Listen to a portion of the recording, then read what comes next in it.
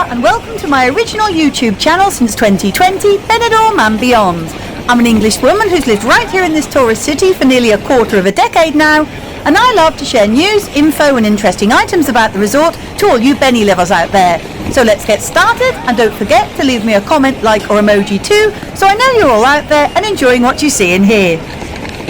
Today I'm taking you for a walk along the traffic-free avenue of Calle Gambo, which is one of the old town's main pedestrianised shopping streets, full of cafes, boutiques and even a hotel and holiday apartments.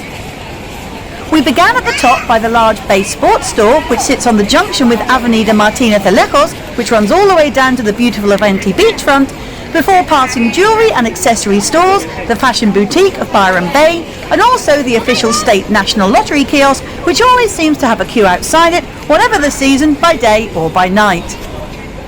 We then passed the main entrance to the 4-star Hotel Avenida, whose sister property, the Avenida Apartamentos, sit directly opposite, along with the optician store Opticalia and the well-known British brand Specsavers, and the popular jewellery store of Pandora, who offer a range of necklaces, earrings and rings, along with their collectible charms and bracelets. Moving onwards, we make our way through the tables and chairs of the Mocha Cafe, with this beautiful tree-lined avenue being a particularly nice place to stop for a rest and enjoy a bit of cafe culture al fresco, and who wouldn't need a breather after enjoying window shopping, browsing or buying at one of the many fashion and accessory boutiques and perfume and cosmetic stores along this very popular Old Town thoroughfare. For those of you who are interested, when Calle Gambo was remodelled in 2008 by the council, all the willow trees were replaced with the striking bottle brush trees that we are seeing now as we stroll. As they generally only grow to a maximum of 15 feet, they'll never interfere with the offices and apartments above the shops, and this was the reasoning behind the change. They're native to Australia and look beautiful when in flower, as some of them are now, with their attractive red blooms. Carrying on, you might notice the small but interesting side street of Calle del Sol to our left, where you can find a bubble tea kiosk, a fabulous deli and butchers, and a small indoor market complete with Spanish tapas bar inside. We'll then pass more opticians and clothes shops, with some selling high-end designer fashion wear, along with other cheaper retail clothing items, and the high street chain of Zara, as well as a small tobacconist kiosk where you can buy smoking-related items and stamps should you wish to send a postcard home in old-school style.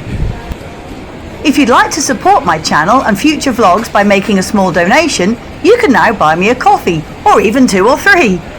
Just click on the down arrow next to the vlog title, which brings you to the description of this video. Then follow the link provided at the bottom. It's really that simple. Thank you so much.